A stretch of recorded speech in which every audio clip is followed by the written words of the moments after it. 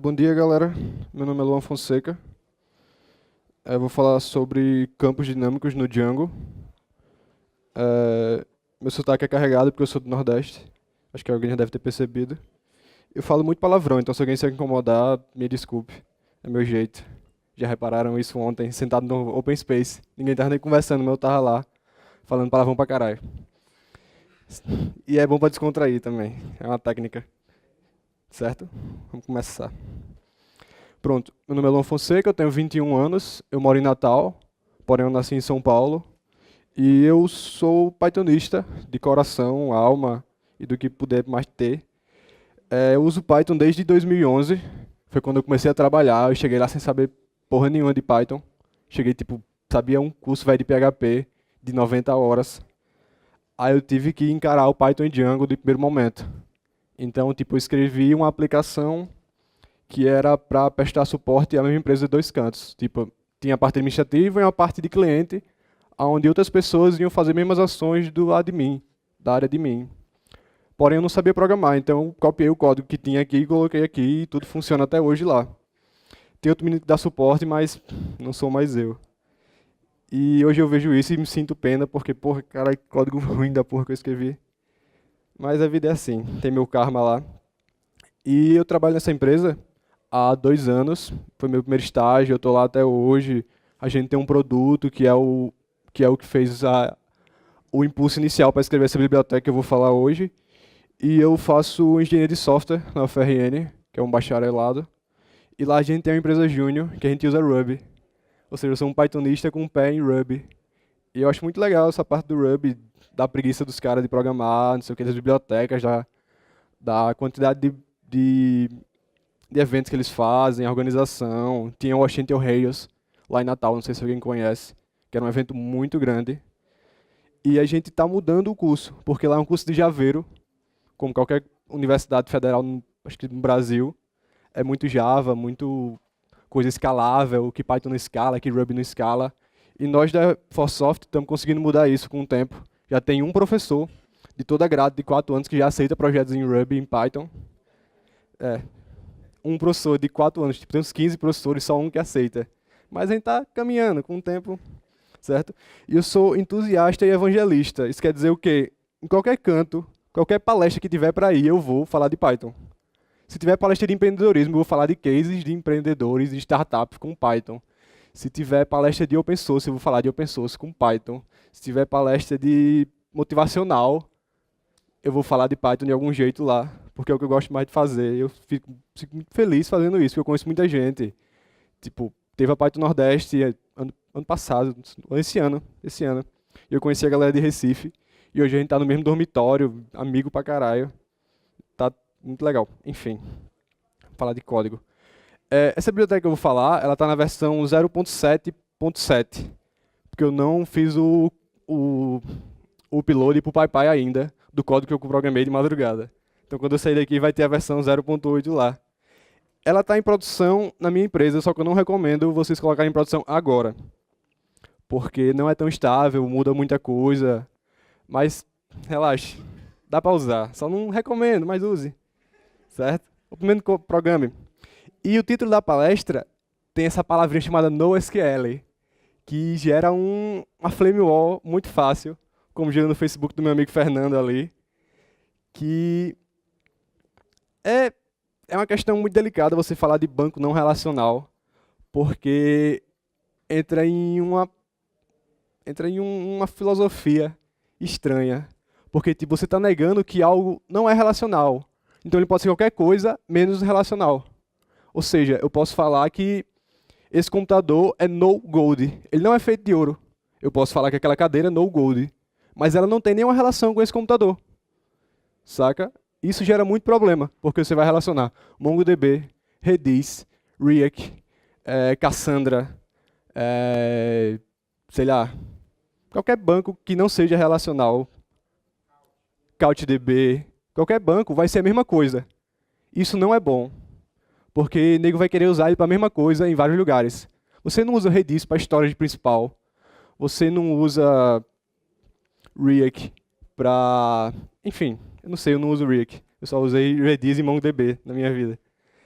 certo? Então, para quem quiser saber mais sobre isso, tem esse link aqui, itext.net, alguma coisa aí com o ID do post, 1523. É um texto pequeno, sobre, acho que é em português esse texto. Leiam que vale a pena, se quer entender um pouquinho sobre esse termo NoSQL. Tem até uma referência a Martin Fowler, que ele foi um dos precursores a usar esse termo e explicar sobre ele. Depois ele viu que estava meio errado e corrigiu. Mas vamos para frente. Pronto, a motivação principal desse projeto, que eu não falei antes, que é para colocar campo dinâmico nos modos do Django, de uma maneira que não seja criando uma tabela para atributo, uma tabela para valor. E toda vez que tu for usar, tu tem que fazer join, inner join, para procurar o valor daquele registro, que isso é muito caro.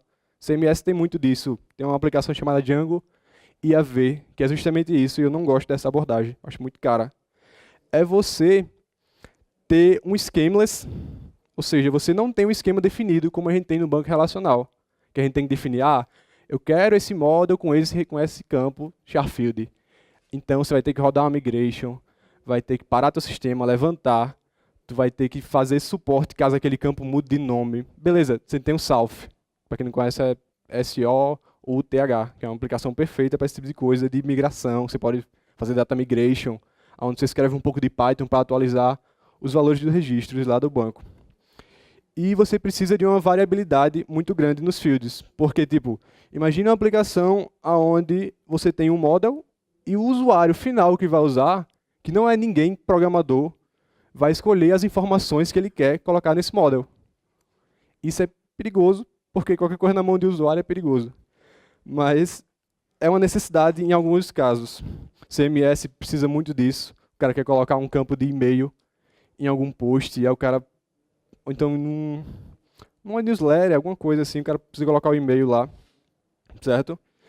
E, além de colocar, você precisa fazer filtro, fazer query, fazer agregação, fazer...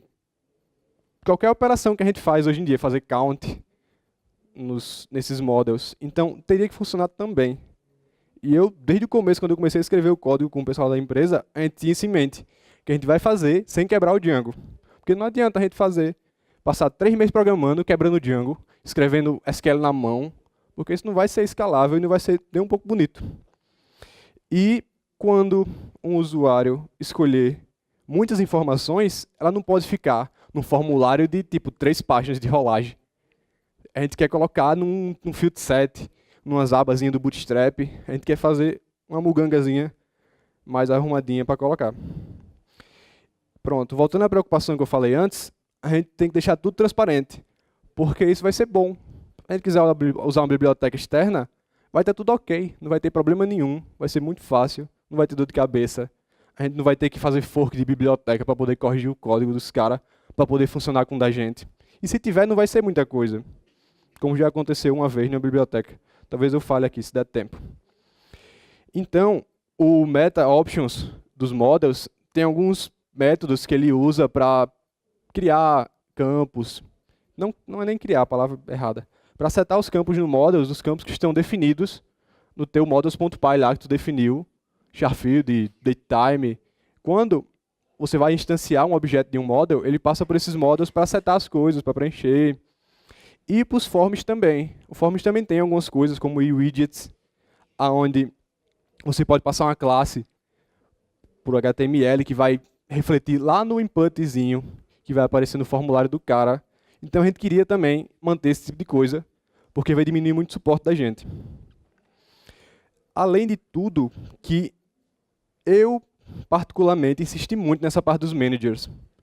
Os managers é tipo quando você usa um objects ponto alguma coisa. Esse ponto alguma coisa é um manager do Django, certo? Então filter, exclude, count, aggregate, annotate, são tudo managers.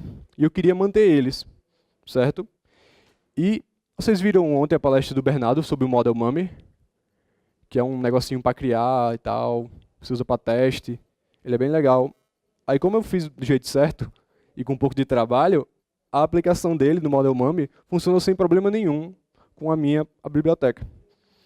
Além de ter todas as features do Django ok, eu também quero escalabilidade, eu também quero cache, eu quero poder indexar um campo para poder melhorar a performance do banco.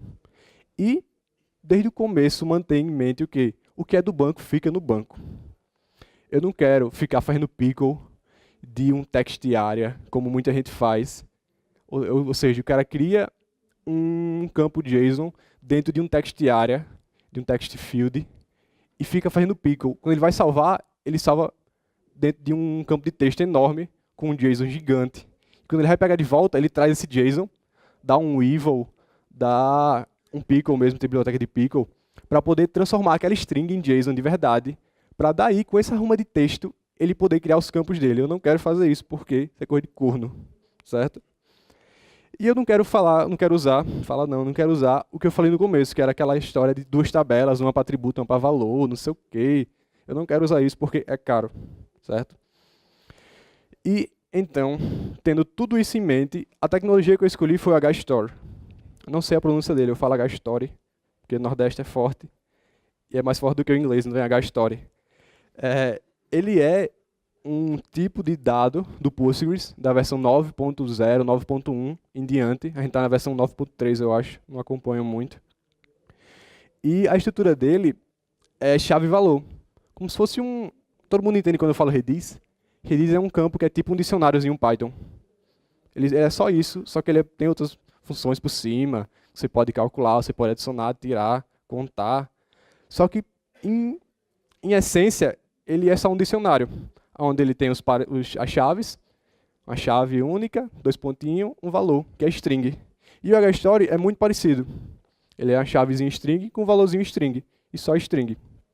Porém, ele permite indexação, que quando eu comecei a mexer, o JSON do Postgres não dava indexação tão eficiente quanto o HStore.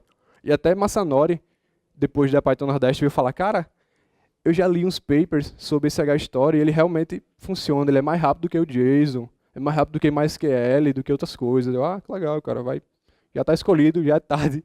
Eu não ia mudar depois de 4 meses de projeto, porque a gente já fez isso uma vez. A gente começou a desenvolver essa biblioteca porque a gente tinha essa necessidade de campo dinâmico, não sei o quê, não sei o quê. Aí foi para onde? Foi para o Mongo, com Django.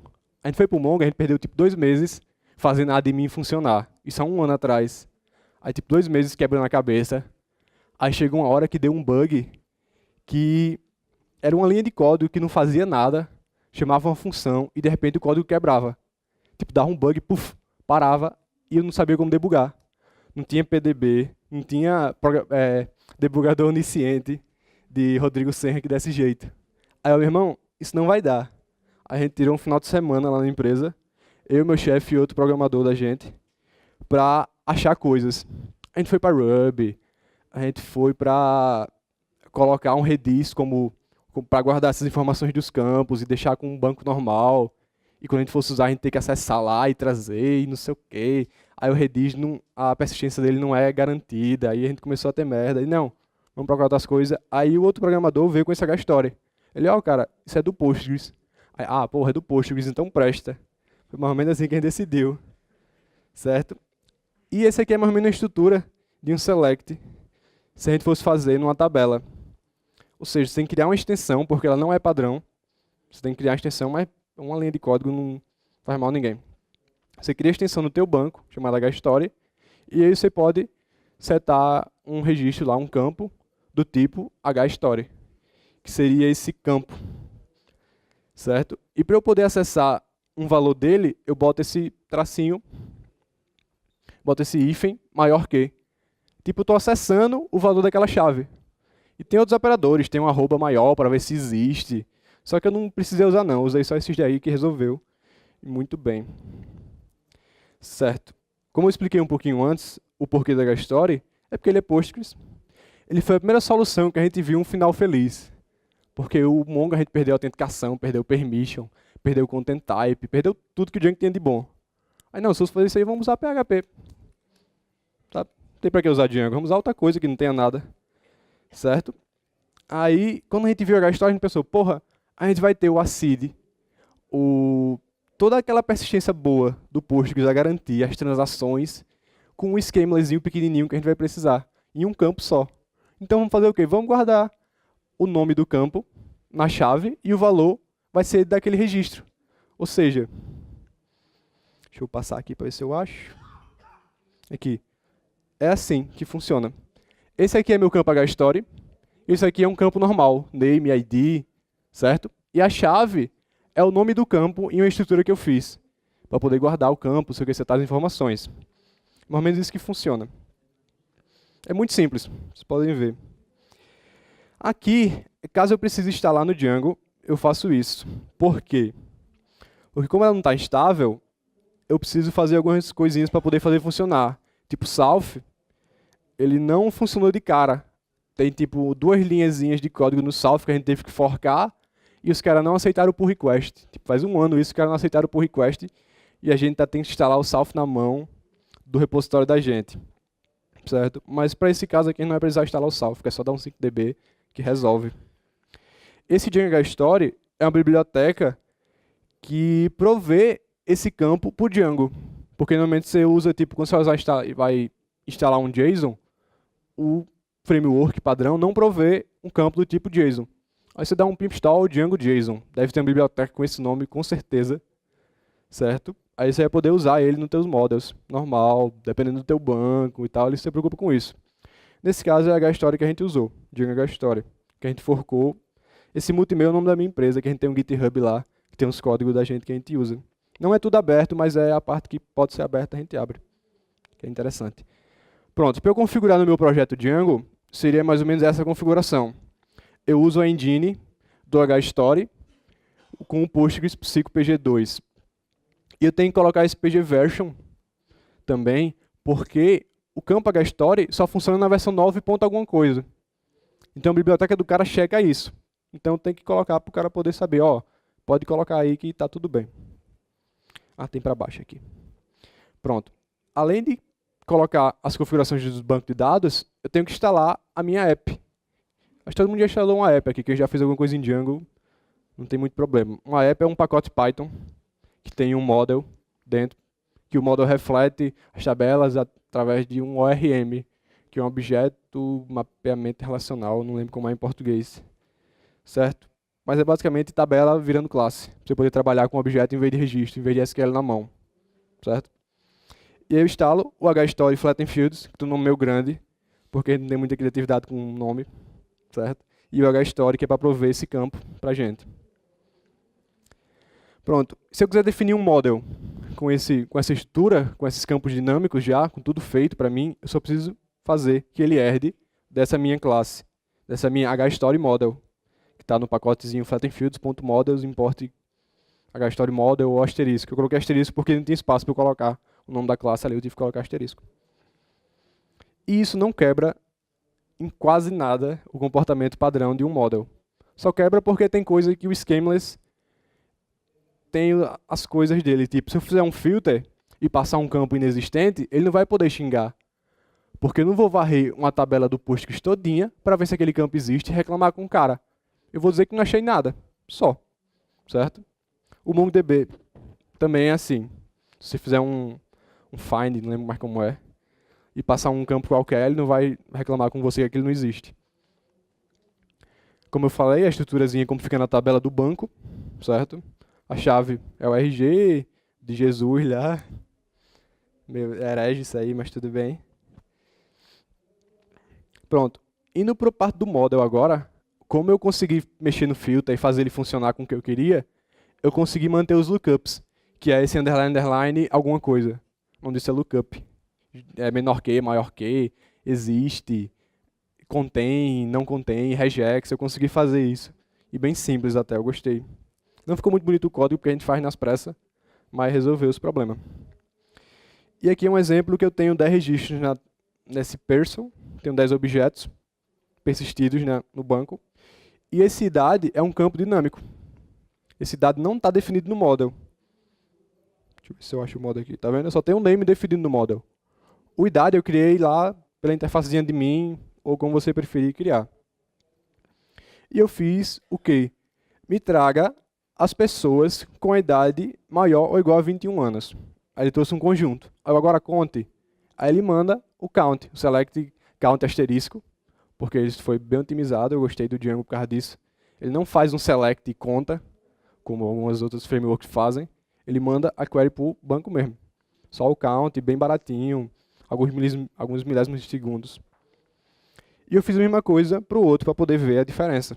Me traga as pessoas, me traga a quantidade de pessoas que a idade é menor do que 21, certo? Não era demais. E o Veloz. Para quem já usou o Veloz, ele é muito poderoso, porque você faz isso de uma vez só. Tipo, se você for fazer um filter, ou um select .all, um objects.all, você vai fazer um select trazendo cada campo da tua tabela. Para depois tu poder iterar. E quando tu for iterar, tu vai gerar mais hit no banco. Então o Veloz resolve isso para você de maneira bem simples. Você passa o Veloz e passa o nome do campo que tu quer. Caso ele seja dinâmico, ele vai procurar, vai converter, que é o que ele está fazendo aqui.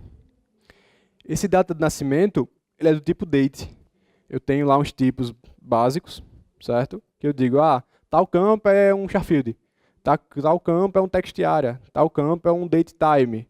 E quando eu fizer umas queries, eu vou parsear isso para mim, para já vir tudo bonitinho, certo? Para ficar tudo transparente. E é o que eu estou fazendo aqui. Eu estou fazendo um ponto veloz num campo que é um tipo data, um date. Aí ele me retorna uma lista de dicionários. Nesse caso eu só tenho um registro, porque senão ia ficar muito grande aqui. Eu coloquei só um registro e fiz um veloz lá. E ele me retornou o nome do campo com o valor. Qualquer pessoa que tiver Django rodando aí, fizer uma query com veloz passando o campo, ele retorna bem arrumadinho, dicionário, não sei o que. Certo? E aqui é a mesma coisa, só que foi com um campo. Foi a mesma coisa. Ah, não, certo. Imagine que eu tenho tal relação. Eu tenho um livro e eu tenho um autor que escreveu aquele livro. Ou seja, eu tenho um autor para vários livros. Uma relação de foreign key de 1 para n. Certo? E no Veloz, como no filter, eu posso dar um inspect. Eu posso fazer, eu tenho esse campo que é uma relação, mas eu não quero buscar pelo ID do autor, eu quero buscar pelo nome. Aí tu coloca underline, underline e o campo da tabela, da classe, do model que tu tá na relação, que nesse caso é autor, certo? Aí eu falo, pronto, me traga a data de nascimento do autor de todos os livros. Nesse caso só tenho um, mas se eu tivesse mais, ele traria mais, certo? É o mesmo resultado do de cima, só que por uma abordagem diferente, tá certo? Pronto, aggregation. Alguém já fez aggregate? Para fazer relatório, assim, pronto. É muito mais barato você fazer um aggregate para retornar a quantidade do que você trazer para o Python, fazer um for, criar um contador, certo? Então você mande para o banco, que o banco resolve, na maioria dos casos. Caso ele não resolva, tem uma biblioteca que eu posso falar depois, que foi o Henrique Baixo que escreveu, chamada Aggregate If, que vai entrar na Django 1.6, que tu pode passar um parâmetro para ele fazer um filtro junto. Tipo, só conte tais registros aonde essa condição é verdadeira, certo? É um filter com um aggregate, é uma putaria muito doida, mas dá certo. E é bem eficiente. Você pode ver como é gerada a SQL antes e depois de usar o aggregate if. E o que eu estou fazendo é o quê? Eu estou fazendo uma soma das páginas de cada livro. Tá certo? Eu tenho esse livro, onde esse pages é um campo dinâmico, do tipo inteiro. Tá certo? E para cada registro, eu vou lá e boto. Esse livro aqui tem 20 páginas. Esse livro aqui tem tantas páginas. Esse livro aqui tem tantas páginas. Então, quando eu faço um aggregate, eu conto em todos os books do meu banco e somo a quantidade de páginas de cada um. Nesse caso, eu tenho 28 páginas distribuídas em alguns livros que eu não sei quantos. E a média dessas páginas por registro é 3. Além desse AVG e sum, eu tenho count, eu tenho um mínimo, eu tenho um máximo, eu tenho em 5 ou 6 funções agregadoras. Tá certo? E foi muito fácil sobrescrever isso, porque o Django deixa isso totalmente desacoplado. Tipo, você tem o teu aggregate, que ele recebe um objeto. Esse objeto é uma instância desse hStory_sum, ou no caso do Django padrão, do sum. Certo? É totalmente desacoplado. É muito bem feito, muito bem escrito. Então ficou muito fácil sobrescrever. Eu fiquei até feliz. Porque eu nunca tinha mexido com isso. Aí eu pensei, porra, eu tô fudido, doido. Como é que eu vou fazer essa merda? Não sabia nem fazer SQL que essa bicho gerava, não conseguia entender, tá ligado? Porque tinha uns count, tinha uns inner join, umas putaria que eu não conheço muito bem de SQL. Que eu sempre mexi com ORM, aí eu sou meio ruim em SQL. Isso é ruim, muito ruim. Mas a gente vive assim, né? Fazer o quê? Aí, quando eu mexi, tipo, meu chefe perguntou quanto tempo eu ia fazer, eu, cara, não sei não, vou demorar umas 2 semanas aí. Aí eu comecei a procurar na internet e ver o código do Django. Aí, tipo, de 10h30 até 2 da manhã eu consegui terminar tudo. Sabe? De um jeito até elegante, tá bonitinho o código. Aí eu, porra, ou eu tô programando muito bem, tô escrevendo muito bem os códigos, ou os caras do Django escreveram muito bem. Eu acho que foi eles, tá ligado? Eu não quero atribuir o método pra mim, não, porque eu acho que esse mérito não é meu. Pronto. Como eu falei no começo, eu quis deixar tudo muito transparente. Então, esse Model Mummy, eu passo uma classe e passo os campos que eu quero preencher naquela minha classe. Aí eu coloco mummy.make model, vírgula, campo que eu quero preencher. E ele vai criar um objeto para mim. Um ou vários, dependendo de quantos eu quiser. Nesse caso, eu só criei um para poder mostrar. Eu posso mostrar na command line daqui a pouco. Tá acabando o slide. Ainda vai programar um pouquinho. Certo? Pronto. Esse pages continua como eu falei. É um campo dinâmico inteiro. Certo? Que ele não está definido dentro da classe do cara. É o usuário quem define na interface admin o campo que ele quer colocar no model. Pronto. Como diria Linus, talk ship, show me the code. Um sotaque muito nordestino, né? Ficou legal pra caralho essa frase. Ontem de madrugada, os meninos viram que os meninos estavam no mesmo dormitório que a gente. Eles ficaram bebendo lá, tomando cerveja, e eu vim pra casa pra programar. Não pode falar não, é? Tava no setor de esporte pode, certo? Aí, eu escrevi essa aplicaçãozinha aqui, usando Django Scaffold, deixa eu ver se eu acho aqui. Alguém conhece Ruby? Ruby on Rails? Infelizmente não, cara. Ruby on Rails é legal. Eu só não sei programar nela. Lá tem um comandinho chamado Scaffold, que é um comando muito fuleiro. Porque o que é que ele faz? Tu dá Rails Scaffold e passa o nome da classe que tu quer pro módulo e vai passando os campos. Aí o bicho gera o CRUD todinho, tá ligado? Tipo, tu faz uma aplicação de CRUD em 5 segundos. Mais rápido do que aquele asiático da Light Talk de ontem. Tá certo? Aí tem uma versão dessa pra Django, só que ela é muito ruim, eu não gostei. Ele criou muita coisa que eu não queria. Eu só queria um CRUD velho, ele criou filtro por data, filtro por outras coisas lá que não servia de nada pra mim. Vamos voltar pra cá. Eu tô usando ela, certo? Aqui são os models que o HStory Flatten Fields provê, que é um content pane, que é tipo um field set de um formulário, onde eu vou agrupar campos. Eu tenho X campos dentro de um content pane, tá certo? Esse field group, o Dynamic Field Group, é um filtro. Tipo, se eu relaciono um model com esse grupo e relaciono o campo com esse grupo também, certo? Esse campo daqui só vai aparecer para esse model quando os dois estiverem relacionados. Se não tiver, ele não vai aparecer, a não ser que seja vazio. Aí ele vai aparecer para todo mundo. Mas se estiver setado, ele vai aparecer só para quem está setado. E o Dynamic Field é a real... Deixa eu diminuir aqui. Não sei se está dando para ver, vamos ver se aumenta aqui. É a real estrutura do campo dinâmico. Onde eu seto um class name, que é o meu model. Hoje está meio feio. Diga. Tá certo, dou uma adiantada aqui. Que aqui é a estrutura de dados que eu guardo as informações do campo. O class name é o model, que eu coloquei string, porque sem tempo. Field name vai ser o nome que vai ficar dentro do banco, na chave do HStory. O verbose name é o mesmo verbose name dos models do Django, que é para ficar bonitinho no formulário. Field type é o tipo de informação, o mesmo tipo que o Django provê. Datetime, text area, select box, checkbox, não sei o que, não sei o que. Certo? Choices, caso eu escolha um campo select box ou multi-select box, que é aquele tipo das permissions, mais ou menos aquilo ali, eu seto aqui as opções para o cara poder escolher lá na interface. O default value é o default value. Esse HTML Attributes, eu comecei a configurar, comecei a mexer nele, que é para setar os ATTRs do widget, do formulário, que a gente faz isso no Forms, a gente seta o widget lá e seta os formulários.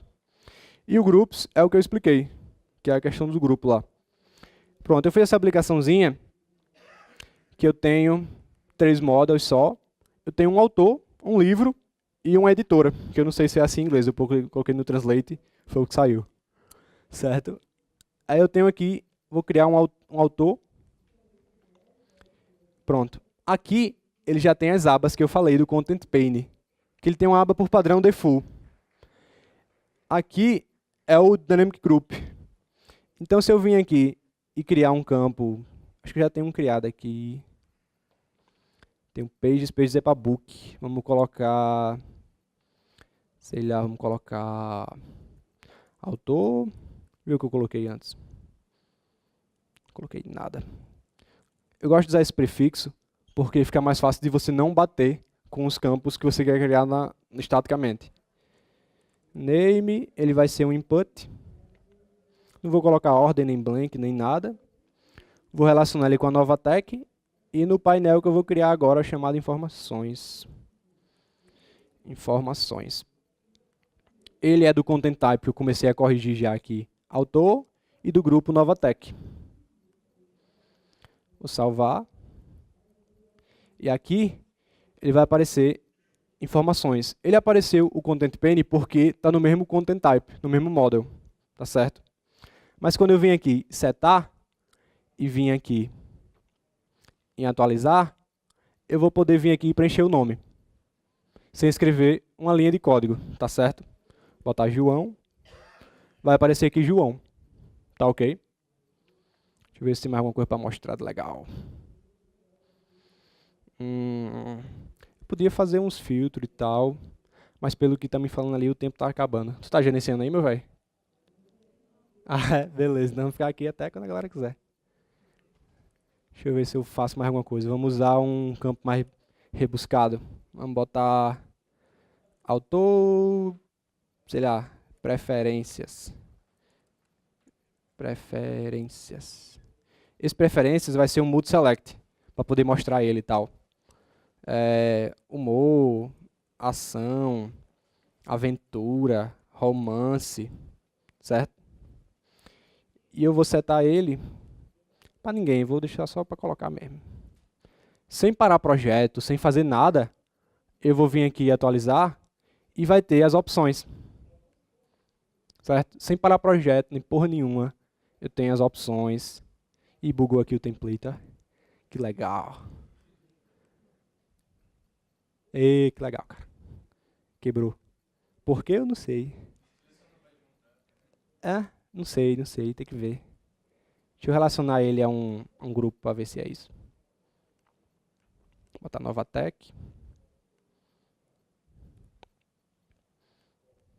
Tinha feito isso de madrugada e tinha funcionado, é? Rapaz. Ok, né? Deixa eu ver.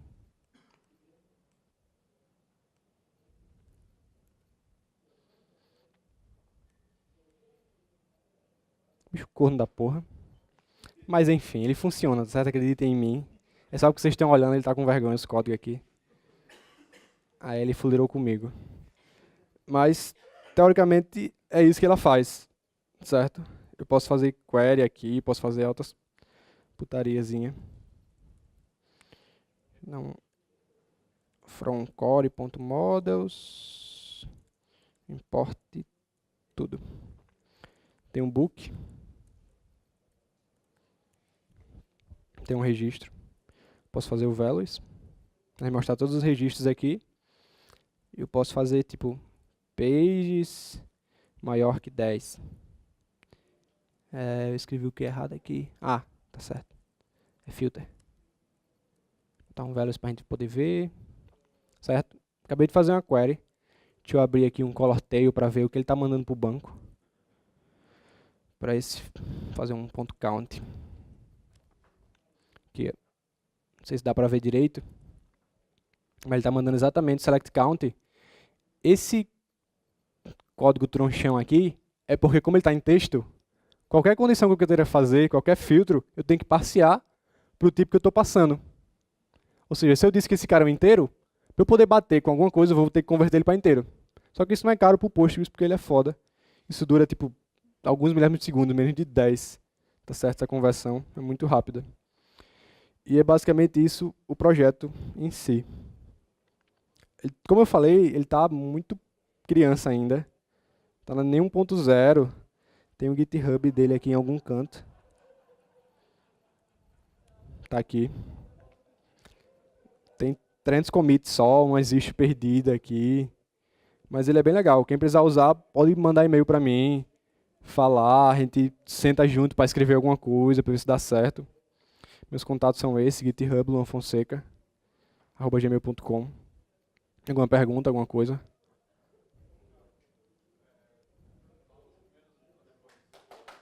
Tanto faz, cara. A mim.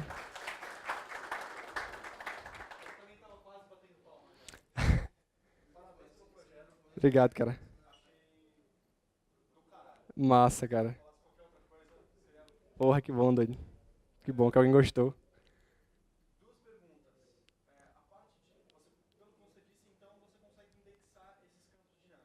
Uhum. Isso, isso. Indexação de campo normal de DBA que vai mexer. Tá.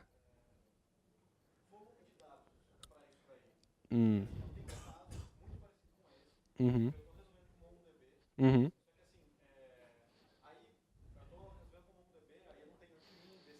Isso.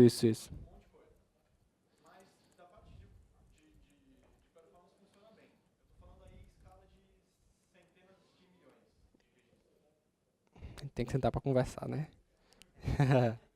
Deixa eu ver aqui. Uhum.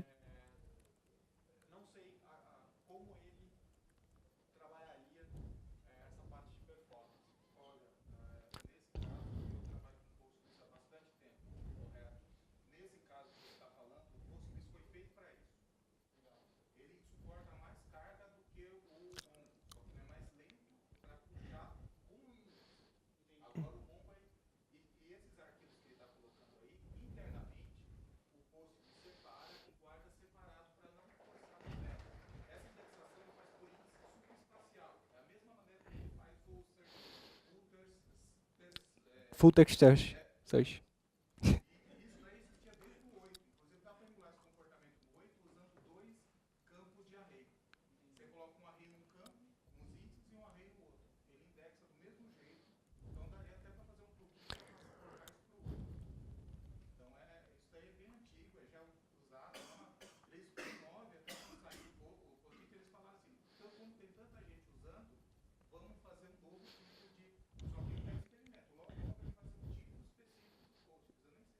Já tá.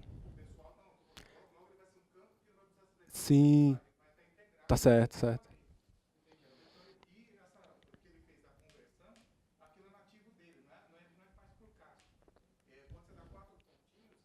Uhum.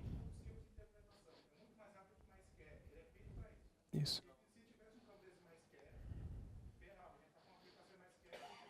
Uhum.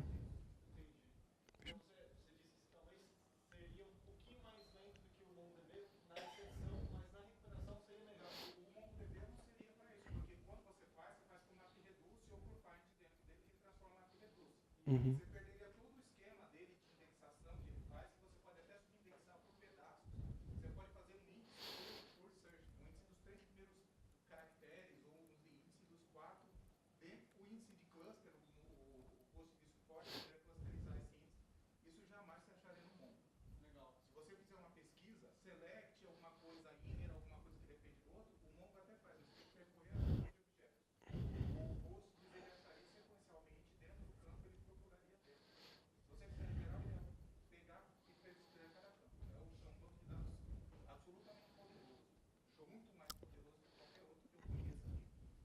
Olha, obrigado, cara. Olha, eu fiz uma query aqui em 2000 registros, só para mostrar que eu estou usando Explain, que é um comandozinho do pgadmin, que é bem usado para fazer essa parte de performance.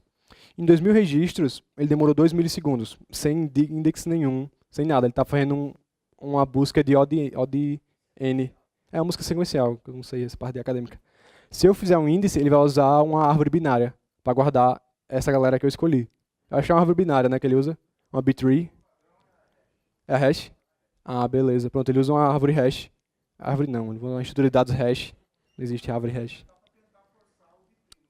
Uhum. É porque eu não lembro como é.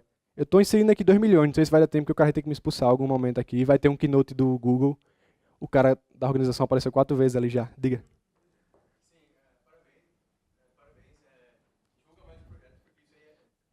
Obrigado, cara. Acabou meu tempo agora aqui, eu tava avisando. Uhum. Não, não tem ninguém, só eu, cara. É. Uhum. Sim, exato. Não sei, não sei, não sei. Se ele for guardar como texto, tudo bem. Ah, não sei. Tem que ver, a gente tem que sentar um dia lá na- Beleza, mais alguma coisa? Que tiver, pode me parar na rua, tipo, no meio, pronto, eu tô no Open Space hoje a tarde inteira. Podem ir lá, quem tiver, quem quiser testar alguma coisa, a gente programa junto. Beleza? Obrigado a todo mundo.